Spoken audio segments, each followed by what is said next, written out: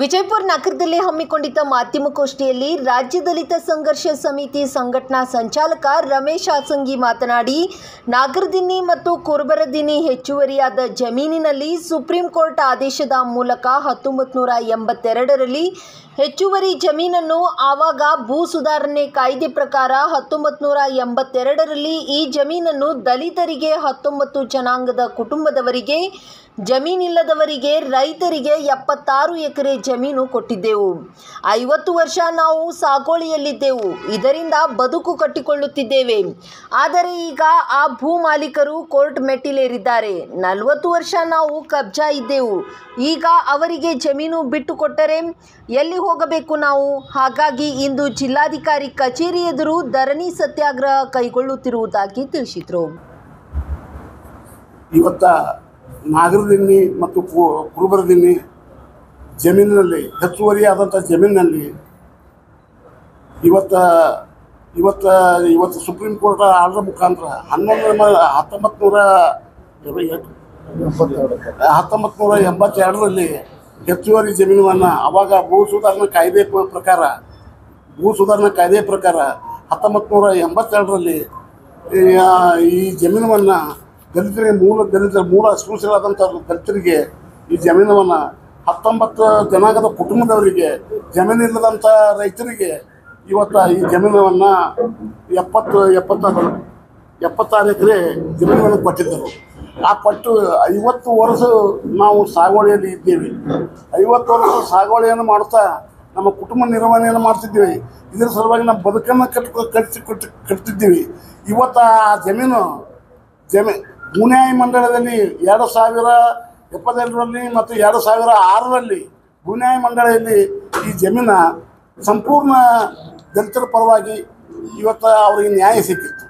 ಆ ನ್ಯಾಯ ಸಿಕ್ಕಿದ್ದನ್ನು ಇವತ್ತು ಭೂ ಮಾಲೀಕರು ಕೋರ್ಟ್ ಮೆಟ್ಟಲನ್ನು ಏರಿ ಜಮೀನನ್ನು ಮತ್ತೆ ಪುನಃ ಅವರಂತೆ ಮಾಡಿಕೊಂಡಿದ್ದರಿಂದ ಇವತ್ತು ಅದು ನಮ್ಮ ಜನಾಂಗ ಇವತ್ತು ಕಂಗಾಲಾಗಿ ಅವ್ರನ್ನ ಒಕ್ಕಲೆಬ್ಬಿಸಲಿಕ್ಕೆ ಜಿಲ್ಲಾಡಳಿತವನ್ನು ತಹಸೀಲ್ದಾರ್ ಕೋಲಾರ ಅವರು ನೀವು ಜಮೀನನ್ನು ಬಿಟ್ಟು ಕೊಡಿ, ಕೋರ್ಟ್ ಆರ್ಡರ್ ಇದು ಆಗ ಅಂತ ಅನ್ನೋದು. ಆದರೆ ನಾವು 40 ವರ್ಷ ಕಬ್ಜಾದಲ್ಲಿದ್ದೀವಿ. ನಾವು 40 ವರ್ಷ ಕಬ್ಜಾದಲ್ಲಿದ್ದಾಗ ಸುಪ್ರೀಂ ಕೋರ್ಟ್ ಇವತ್ತು ಕಬ್ಜಾವನ್ನು ಬಿಟ್ಟು ಕೊಡಿ ಅಂತ ಏನು ಹೇಳಿಲ್ಲ. ಇವತ್ತು ನಮ್ಮ ಮಕ್ಕಳು ಮರಿಯಾಗಲಿ, ನಮ್ಮ ಹೆಣ್ಣು ಮಕ್ಕಳಾಗಲಿ, ನಾವು ಜಮೀನಿಲ್ಲದಂಥ ನಾವು ಜನಾಂಗ ಇವತ್ತು ಎಲ್ಲ ಈ ಪರಿಶಿಷ್ಟ ಜಾತಿ ಪರಿಶಿಷ್ಟ ವರ್ಗಗಳ ಜನ ನಾವು ಎಲ್ಲಿ ಹೋಗಬೇಕು? ಇವತ್ತು ಪರ್ಯಾಯ ಸರ್ಕಾರ ಆದರೂ ಇದನ್ನು ಗಮನ ಸೆಳೆದು ಸುಪ್ರೀಂ ಕೋರ್ಟಿಗೆ ಮನವರಿಕೆಯನ್ನು ಮಾಡಿ ಕೊಡಬೇಕಾಗಿತ್ತು, ಅಥವಾ ಅದಕ್ಕೆ ಪರ್ಯಾಯ ಆದಂಥ ವ್ಯವಸ್ಥೆಯನ್ನು ಈ ಜನಾಂಗಕ್ಕೆ ಜಮೀನನ್ನು ಕೊಡಬೇಕಾಗಿತ್ತು. ಆದರೂ ಸಹಿತವಾಗಿ ರಾಜ್ಯ ಸರ್ಕಾರ ನಮ್ಮನ್ನು ಕಡೆಗಣಿಸಿ ಇವತ್ತು ಒಮ್ಮೆಗೆ ದಿಢೀರ್ನೇ ಒಕ್ಕಲೆ ಎಬ್ಬಿಸುವುದಂದಾಗ ಇದು ಸಂಪೂರ್ಣವನ್ನು ಆಗಿದ್ದನ್ನು ಇವತ್ತು ನಾವು ಕರ್ನಾಟಕದಲ್ಲಿ ವಿವಿಧ ಸಂಘಟನೆಗಳು ಮುಖಂಡರು ಮತ್ತು ದಲಿತ ಸಂಘರ್ಷ ಸಮಿತಿ ವಿವಿಧ ಸಂಘಟನೆ ಎಲ್ಲರ ಕಾರ್ಯಕರ್ತರು ಇವತ್ತು ಕೂಡಿ ನಾಳೆ ಆ ಮಟ್ಟ ಮತ್ತು ನಾಗರದಿನ್ನಿ ಗ್ರಾಮದಿಂದ ಮತ್ತು ಕುರುಬರದಿನ್ನಿಯಿಂದ ನಾವು 19 ಕುಟುಂಬದ ಜನಾಂಗಕ್ಕೆ ನ್ಯಾಯ ಕೊಡಿ ಮತ್ತು ನಮಗೆ ಭೂಮಿ ಒಕ್ಕಲು ಎಬ್ಬಿಸಬೇಡಿ, ನಮ್ಮ ಬದುಕನ್ನು ಕಟ್ಟಿಕೊಂಡಿದ್ದೀವಿ, ಸಮಾಜಕ್ಕೆ ನ್ಯಾಯಕ್ಕಾಗಿ ನಾವು ಇವತ್ತು ಹೋರಾಟ ಮಾಡ್ತಿದ್ದೀವಿ. ಇದು ಸಂವಿಧಾನದ ಮೂಲ ಆಶೆಯನ್ನು ಈಡೇರಿಸುವುದಿಲ್ಲ ಅನ್ನುವಂಥ ಮಾತನ್ನು ಇವತ್ತು ಹೇಳಿ ಮಾನ್ಯ ಜಿಲ್ಲಾಧಿಕಾರಿಗಳ ಆಫೀಸ್ ಮುಂದೆ ಇವತ್ತು ಧರಣಿ ಸತ್ಯಾಗ್ರಹವನ್ನು ನಾವು ಇನ್ನು ಕೈಕೊತ್ತಿದ್ದೀವಿ ಮತ್ತು ಕಾಲ್ನಡಿಗೆ ಜಾಥಾಗಳನ್ನು ಮಾಡ್ತಿದ್ವು. ಇವತ್ತು ಸಂದರ್ಭ ಬಂದಾಗೂ ಸಹಿತವಾಗಿ ಇವತ್ತು ಬೆಂಗಳೂರು ಚಲೋನು ಸಹಿತವಾಗಿ ಮಾನ್ಯ ಮುಖ್ಯಮಂತ್ರಿ ಮುಂದೆ, ಕಂದಾಯ ಸಚಿವರ ಮುಂದೆ, ಸಮಾಜ ಕಲ್ಯಾಣ ಸಚಿವರ ಮುಂದೆ ಈ ಹೋರಾಟವನ್ನು ಎತ್ತಿಕೊಂಡು ನಮ್ಮ ಜನರಿಗೆ ನಾವು ಇವತ್ತು ಯಾವ ತ್ಯಾಗಕ್ಕಾದರೂ ನಾವು ಸಿದ್ಧಿದ್ದೀವಿ. ಇವತ್ತು ನಮ್ಮ ಜನರಿಗೆ ಒಕ್ಕಲು ಎಬ್ಬಿಸಲಾರದಂತೆ ನೋಡ್ತಿದ್ದೀವಿ. ಇದರ ಪರ್ಯಾಯ ವ್ಯವಸ್ಥೆಯನ್ನು ಮಾಡಿಕೊಡಿ, ಅದರ ಪರ್ಯಾಯ ವ್ಯವಸ್ಥೆಯನ್ನು ಮಾಡಿಕೊಟ್ಟು ಜಮೀನನ್ನು ಕೊಡಿ. ಇಲ್ಲದಕ್ಕೆ ಒಮ್ಮೆಗೆ ದಿನವೇ ಅವ್ರ ಮಕ್ಕಳು ಅವರ ಬದುಕು, ಅವ್ರ ಹೆಣ್ಣರು, ಅವರು ಎಲ್ಲ 19 ಕುಟುಂಬಗಳು ಉಪವಾಸದಲ್ಲಿ ಬೀಳ್ತಾ ಇದ್ದಾರೆ. ಇದೆಂತ ನ್ಯಾಯ? ಸರ್ಕಾರ ಒಮ್ಮೆ ಆದರೂ ಇವತ್ತು ಸುಪ್ರೀಂ ಕೋರ್ಟ್ಗೆ ಪುನರ್ ವಿಮರ್ಶೆ ಸಲುವಾಗಿ ಅರ್ಜಿಯನ್ನು ಹಾಕಬೇಕಾಗಿತ್ತು. ಅದನ್ನು ಸಹಿತ ಸರ್ಕಾರ ಕೇಳಿಲ್ಲ. ಅದಕ್ಕೆ ನಾವು ಇನ್ನೇನು ಸುಪ್ರೀಂ ಕೋರ್ಟ್ ಆಜ್ಞೆಯನ್ನು ನಾವು ಪಾಲಿಸ್ತಾ ಇದ್ದೇವೆ. ಅದ್ರ ಬಗ್ಗೆ ಏನು ಗೌರವ ಕೊಡ್ತಿದ್ದೇವೆ, ನ್ಯಾಯಾಲಯಕ್ಕೆ ಗೌರವ ಕೊಡ್ತಿದ್ದೇವೆ. ಅದ್ರಾಗ ಎರಡು ಮಾತಿಲ್ಲ. ಆದರೆ ಇವತ್ತು ನಮ್ಗೆ ಪರ್ಯಾಯ ವ್ಯವಸ್ಥೆ ಸರ್ಕಾರ ಮಾಡಬೇಕು. ನಾವು ಒಕ್ಕಲು ಎಬ್ಬಿಸಲು ಎಲ್ಲಿ ತನಕ ನಮಗೆ ಜಮೀನನ್ನು ಕೊಡೋದಿಲ್ಲ, ಎಲ್ಲಿ ತನಕ ನಮಗೆ ಪರ್ಯಾಯ ವ್ಯವಸ್ಥೆಯನ್ನು ಮಾಡಿಕೊಡೋದಿಲ್ಲ, ನಮ್ಮ ಜನಾಂಗ ಒಂದು ಹೊತ್ತು ಉಪವಾಸ ವನವಾಸ ಬಿಡ್ತಿದ್ವಿ. ಇವತ್ತು 40 ವರ್ಷ ಇದ್ದರು ಇದ್ರಾಗ ಈ ಜಮೀನ್ದಲ್ಲಿ ಇದ್ದವರು ಯಾರೂ ಒಬ್ಬರು ಮಕ್ಕಳು DC ಆಗಿಲ್ಲ, AC ಆಗಿಲ್ಲ, ಡಾಕ್ಟರ್ ಆಗಿಲ್ಲ, ಯಾರೂ ಏನೂ ಆಗಿಲ್ಲ. 40 ವರ್ಷ. ಈ 40 ವರ್ಷಕ್ಕೆ ಕಬ್ಜೆ ಮಾಮೂಲಿ ದಿಢೀರ್ನೆ ಬಿಟ್ಟು ಕೊಡುವಂತ ಹೇಳೋದು ಇವತ್ತು ಜಿಲ್ಲಾ ಆಡಳಿತದ ತಪ್ಪಿದೆ. ಅದಕ್ಕೆ ಇದು ಮನವರಿಕೆ ಮಾಡಿಕೊಟ್ಟು ನಮ್ಮ ಹೋರಾಟದ ಕಿಚ್ಚನ್ನು ಒಂದು ಹಂತವಾಗಿ ನಮ್ಮ ಹೋರಾಟದ ಕಿಚ್ಚನ್ನು ನಾವು ಬಿಡುವುದಿಲ್ಲ.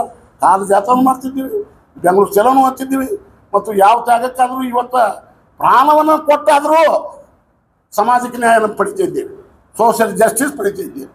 ಸಂವಿಧಾನದ ವಿರುದ್ಧ ದಲಿತ ವಿರೋಧಿ ಚಟುವಟಿಕೆಯನ್ನು ಸರ್ಕಾರ ಮಾಡಬಾರ್ದು ಅನ್ನುವಂಥದ್ದನ್ನು ಖಡಾಖಂಡಿತವಾಗಿ ಹೇಳ್ತಾ ಇದ್ದೀವಿ ಇವತ್ತು. ಅದಕ್ಕಾಗಿ ಈ ಜಮೀನದ ಮಾನ್ಯ ಪತ್ರಕರ್ತರು ತಾವೆಲ್ಲ ನಮ್ಮ ಪರವಾಗಿ ಇದನ್ನು ಒಂದು ದೊಡ್ಡ ರ್ಯಾಲಿ ಮಾಡಿ ನಮಗೂ ಸಹಿತ ನಮ್ಮ ಜೊತೆಗೆ ಸಮಾಜಕ್ಕೆ ನ್ಯಾಯದ ಪರವಾಗಿ ನೀವು ಎಲ್ಲರೂ ಎದುರಿಸ್ತೇವೆ ನಮಗೂ ಅನ್ನಿಸಿ ನಿಮಗೆ ವಿನಂತಿ ಮಾಡ್ಕೊತಿದ್ದೀವಿ. ಅದಕ್ಕೆ ಈ ಹಂತ ಇಲ್ಲಿ ಬಂದಂಥ ಇದನ್ನು ತಾವು ಪರಿಗಣಿಸಿ ಇದನ್ನು ಒಂದು ಮೇನ ಹನ್ನೆರಡರಲ್ಲಿ ಮಾಡಿ ಸರ್ಕಾರದ ಗಮನ ಸೆಳೆದು, ಜಿಲ್ಲಾ ಆಡಳಿತದ ಗಮನ ಸೆಳೆದು ತಾವು ಪತ್ರಿಕೆಯಲ್ಲಿ ಹಾಕಿ ನಮಗೆ ನೀವು ಸಹಿತ ನಮ್ಮ ಜೊತೆಗೆ ಇರ್ತೀರಿ ಅಂತ ಹೇಳಿ ತಮ್ಮಲ್ಲಿ ಮನವಿ ಮಾಡ್ಕೊಂಡು ನಾನು ಒಂದೆರಡು ಮಾತುಗಳನ್ನು ನಾನು ಮುಗಿಸ್ತೀನಿ. ಭಾರತ ದೇಶದಲ್ಲಿ ಸಂವಿಧಾನ ರಚನೆಯಾಗಿ ಅನೇಕ ಕಾನೂನುಗಳನ್ನು ಜಾರಿಗೆ ತಂದ ನಂತರ ಶಾಸನಗಳನ್ನು ರೂಪಿಸುವಂಥ ಸರ್ಕಾರಗಳು ಒಂದು ಕಡೆ ಕಾನೂನನ್ನು ಮಾಡಿ ಇನ್ನೊಂದು ಕಡೆ ದಲಿತರನ್ನು, ಪರಿಶಿಷ್ಟ ಪಂಗಡದವರನ್ನು, ಬುಡಕಟ್ಟು ಜನಾಂಗದವರನ್ನು ಹಿಮ್ಮೆಟ್ಟಿಸುವಂಥ ವ್ಯವಸ್ಥೆ ನಮ್ಮ ದೇಶದಲ್ಲಿ ನಡೀತಾ ಇದೆ. ಸುಮಾರು 45 ವರ್ಷಗಳಿಂದ ವಿಜಯಪುರ ಜಿಲ್ಲೆಯ ಸಾಮಾಜಿಕ ಕ್ರಾಂತಿಯ ಸಮಾನತೆಯ ಬಸವನಾಡಿನಲ್ಲಿ ದಲಿತರಿಗೆ ಸರ್ಕಾರವೇ ಆದೇಶ ಮಾಡಿರ್ತಕ್ಕಂಥ ಹೆಚ್ಚುವರಿ ಜಮೀನಿನ ಮಾನದಂಡಗಳು ಏನು ಅಂತ ಕೇಳಲಿಕ್ಕೆ ನಾನು ಪತ್ರಿಕಾ ಮತ್ತು ದೃಶ್ಯ ಮಾಧ್ಯಮದ ಮಿತ್ರರಲ್ಲಿ ವಿನಂತಿ ಮಾಡಿಕೊಳ್ತೇನೆ. 82ರಲ್ಲಿ ಏನು ಸರ್ಕಾರ ಭೂಮಿ ಇಲ್ಲದವನಿಗೆ ಭೂಮಿಯನ್ನು ಕೊಡಬೇಕಂತ ಹೇಳಿ ಕಾನೂನನ್ನು ದೇವರಾಜ ಅರಸು ಅವರು ಮಾಡಿದ್ರು. ಉಳುವವನೇ ಭೂ ಒಡೆ ಅಂತ ಹೇಳಿ, ಅದು ಭೂನ್ಯಾಯ ಮಂಡಳಿ ಅಂತ ಹೇಳಿ ಹೈಕೋರ್ಟಿಗಾಗಲಿ, ಸುಪ್ರೀಂ ಕೋರ್ಟಿಗಾಗಲಿ, ಜಿಲ್ಲಾ ನ್ಯಾಯಾಲಯಕ್ಕಾಗಲಿ ಯಾವುದೇ ಅಧಿಕಾರವನ್ನು ಭೂ ಮಂಡಳಿಯ ಆದೇಶಗಳನ್ನು ತಿರುಚುವಂಥ, ಅದನ್ನು ಅನುಮೋದಿಸುವಂಥ, ವಿಸರ್ಜಿಸುವಂಥ ಅಧಿಕಾರಗಳು ನ್ಯಾಯಾಲಯದ ವ್ಯಾಪ್ತಿಯಲ್ಲಿ ಇಲ್ಲದೆ ಇರ್ತಕ್ಕಂಥ ಒಂದು ದೊಡ್ಡ ಕ್ರಾಂತಿಕಾರಿ ಕಾನೂನನ್ನು ದೇವರಾಜ ಅರಸು ಅವರು ಮಾಡಿದ್ರು.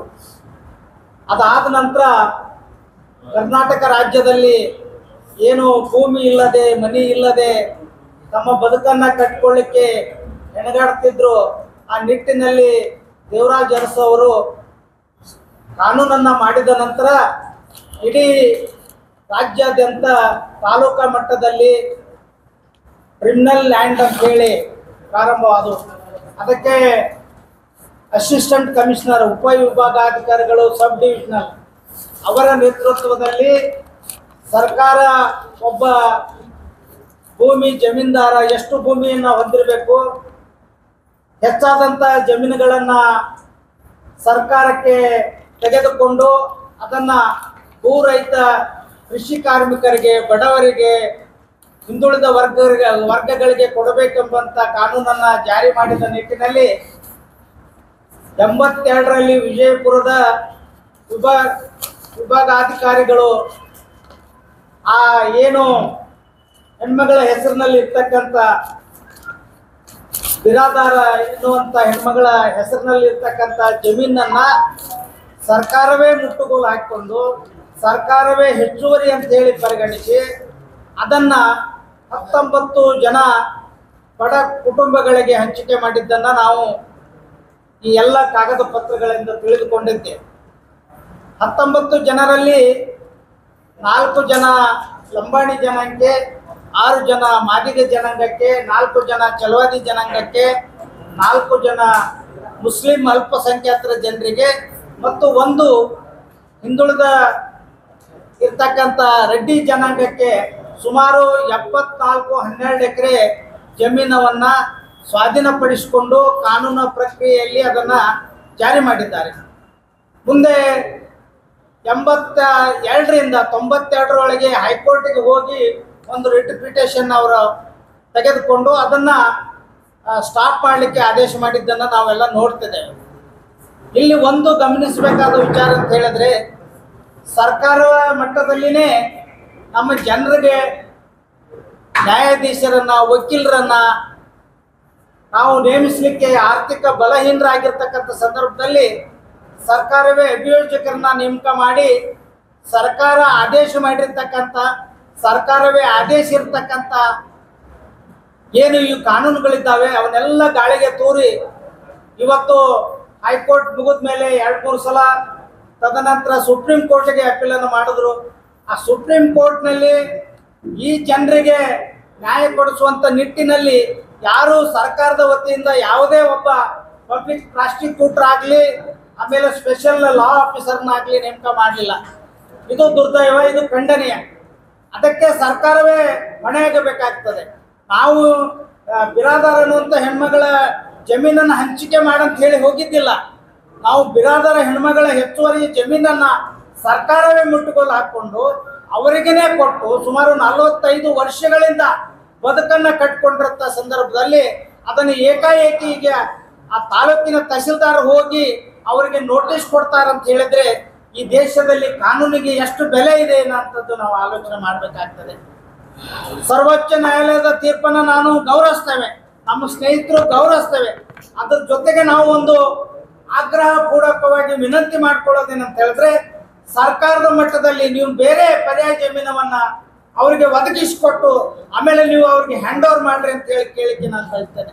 ಯಾಕಂತ ಹೇಳಿದ್ರೆ ನೀವು ಜಮೀನನ್ನು ಕೊಡ್ಲಾರ್ದೇ ಅವ್ರನ್ನ ಬೇರೆ ಕಡೆ ಒಕ್ಕಪ್ಪಿಸೋದಾಗ್ಲಿ, ಅವ್ರ ಮೇಲೆ ಇನ್ನಿತರ ಪೊಲೀಸ್ ಅಧಿಕಾರಿಗಳಿಂದ ಅಲ್ಲಿ ಇರ್ತಕ್ಕಂಥ ಆಫೀಸರ್ಗಳಿಂದ ಹಲ್ಲೆ ಆದರೆ ಅದು ಇಡೀ ಸರ್ಕಾರದ ಮೇಲೆ ಹೊಣೆ ಆಗುತ್ತದೆ.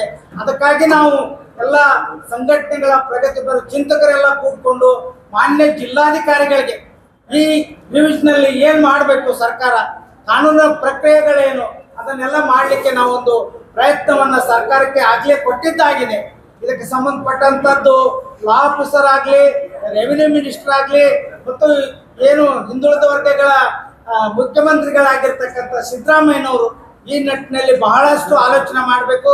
ಸರ್ಕಾರಕ್ಕೆ ಮುಟ್ಟುವಂಥ ಇಲ್ಲಿರ್ತಕ್ಕಂಥ ಎಲ್ಲ ಕಾನೂನಿನ ಪ್ರಕ್ರಿಯೆಗಳನ್ನು ಸರ್ಕಾರದ ಮಟ್ಟದಲ್ಲಿ ತರಲಿಕ್ಕೆ ಆಗ್ರಹಪೂರ್ವಕವಾಗಿ ಮಾಡಬೇಕಂತ ಹೇಳಿ ನಾನು ತಮ್ಮಲ್ಲಿ ಪತ್ರಿಕಾಗೋಷ್ಠಿಯ ಮುಖಾಂತರ ತಮ್ಮಲ್ಲಿ ವಿನಂತಿ ಮಾಡಿಕೊಂಡು, ನಾನು ಒಂದು ವಿನಂತಿ, ಯಾವುದ್ಯಾವುದೋ ಪತ್ರಿಕೆಗಳಲ್ಲಿ ಬರುವಂಥ ಬದುಕನ್ನು ಕೊಟ್ಟಿರ್ತಕ್ಕಂಥ ಈಗ ಮುದಿ ಮಕ್ಕಳು, ಮರಿ ಮಕ್ಕಳು, ಅತ್ತಾಜ್ಜರು, ಮುತ್ತಜ್ಜರು ಎಲ್ಲರೂ ಸೇರಿ ಇವತ್ತು ಆ ಬದುಕಿನಲ್ಲಿ ಒಂದು ಏನು ಬೋರ್ಡೋಜರ್ ತೆಗೆದುಕೊಂಡು ಹೋಗಿ ಆಗಲಿ, ಪೊಲೀಸ್ ಫೋರ್ಸ್ನಿಂದ ಆಗಲಿ ಅದನ್ನೆಲ್ಲ ಮಾಡೋಕ್ಕೆ ನಾವು ಅವಕಾಶ ಕೊಡೋದಿಲ್ಲ. ಇದು ಮಾನವ ಹಕ್ಕುಗಳ ಉಲ್ಲಂಘನೆ ಆಗ್ತಿದೆ. ಇದು ಮಾನವ ಹಕ್ಕುಗಳ ಮೇಲೆ ದೌರ್ಜನ್ಯ ಆಗ್ತಾ ಇದೆ. ಇದು ಸರ್ಕಾರವೇ ನೇಮಿಸಿರ್ತಕ್ಕಂಥ, ಸರ್ಕಾರವೇ ಪ್ರತಿನಿಧಿಸಲ್ಪಟ್ಟಂಥ ಸಬ್ ಡಿವಿಷನಲ್ ಮ್ಯಾಜಿಸ್ಟ್ರೇಟ್ರಿಂದ ಇವತ್ತು ಮತ್ತೆ ಅದು ಪುನಃ ನಮಗೆ ಆಗ್ತದೆ ಅಂತ ಹೇಳಿದ್ರೆ, ನಾವು ಸಂವಿಧಾನವನ್ನು ಅರ್ಥ ಮಾಡ್ಕೊಂಡಿದ್ದೇವೆ, ಸಂವಿಧಾನವನ್ನು ಓದ್ಕೊಂಡಿದ್ದೇವೆ. ಈ ಸಂವಿಧಾನಕ್ಕೆ ನ್ಯಾಯ ಸಿಗಬೇಕು. ಅದಕ್ಕೆ ತಾವೆಲ್ಲ ಪತ್ರಿಕೆ ನನ್ನ ಅತ್ಯಂತ ಕಳಕಳಿಯ ವಿನಂತಿ ಇದೆ. ತಾವೆಲ್ಲರೂ ಇದನ್ನು ಇಡೀ ನಾಳೆ ಬಿಜಾಪುರ ಜಿಲ್ಲೆಯಲ್ಲಿ ಒಂದು ಹೊಸತನ, ಇನ್ನೂ ಬಹಳಷ್ಟು ಪ್ರಕರಣಗಳಿದ್ದಾವೆ. ಇದು ಒಂದು ಉದಾಹರಣೆ ಅಷ್ಟೇ. ಇಂಥ ಸಾವಿರಾರು ಪ್ರಕರಣಗಳು ಭೂ ಮಾಲೀಕರು, ಭೂ ಜಮೀನ್ದಾರರು ಮತ್ತು ಪಾಳೆಗಾರ ಮಾಡುವಂಥ ಏನು ದೊಡ್ಡ ದೊಡ್ಡ ಕುಳಗಳಿದ್ದಾವೆ ಎಲ್ಲನೂ ಲೂಟಿ ಮಾಡಿರ್ತಾರೆ. ಅದು ಎಲ್ಲಿನೂ ಬರುವುದಿಲ್ಲ. ಕೇವಲ ದಲಿತರು ಮತ್ತು ಶೋಷಿತರು ಏನು ಬಲಹೀನರಾಗಿರ್ತಕ್ಕ ಅಂಥವರ ಮೇಲೆ ಕಾನೂನುಗಳನ್ನು ಪ್ರಯೋಗ ಮಾಡ್ತಾ ಇದ್ದಾರೆ ಅಂತ ಹೇಳಿದ್ರೆ ಇದನ್ನು ನಾವು ಒಪ್ಪಲಿಕ್ಕೆ ಸಾಧ್ಯ ಇಲ್ಲ. ಆ ನಿಟ್ಟಿನಲ್ಲಿ ಎಲ್ಲ ಚಿಂತಕರು ಕೂಡಿ ನಾವು ಇದಕ್ಕೆ ಒಂದು ಜಿಲ್ಲೆಯಲ್ಲಿ ಬಸವನಾಡಿನಲ್ಲಿ ಒಂದು ಹೊಸ ಕ್ರಾಂತಿಯನ್ನು ಮಾಡಲಿಕ್ಕೆ ನಾವೆಲ್ಲ ಆಲೋಚನೆ ಮಾಡಿದ್ದೇವೆ. ಅದಕ್ಕೆ ತಮ್ಮಲ್ಲಿ ವಿನಂತಿ ಮಾಡಿಕೊಂಡು ತಮ್ಮೆಲ್ಲ ಪತ್ರಿಕಾ ಬಂಧುಗಳು ನಾಳಿನ ದಿನದಲ್ಲಿ ಒಂದು ಹೊಸ ಚೈತನ್ಯವನ್ನು ಮೂಡುವಂಥ ಪತ್ರಿಕೆ ವರದಿ ತಮ್ಮಿಂದ ನಿರೀಕ್ಷಿಸಿ ನನಗೆ ಇಲ್ಲಿ ಮಾತಾಡಲಿಕ್ಕೆ ಕೊಟ್ಟಂತ ಎಲ್ಲ ಸಂಘಟಕರಿಗೆ ನನ್ನ ಜೈಮಿ ವಂದನೆಗಳನ್ನು ಸಲ್ಲಿಸ್ತೇನೆ. ಜೈ ಭಾರತ್, ಜೈ ಭೀಮ್. ಇನ್ನಷ್ಟು ಹೆಚ್ಚಿನ ಸುದ್ದಿಗಾಗಿ ನಮ್ಮ ನ್ಯೂಸ್ 11 ಕರ್ನಾಟಕ ಚಾನೆಲ್ಗೆ ಲೈಕ್ ಮಾಡಿ, ಶೇರ್ ಮಾಡಿ, ಸಬ್ಸ್ಕ್ರೈಬ್ ಮಾಡಿ.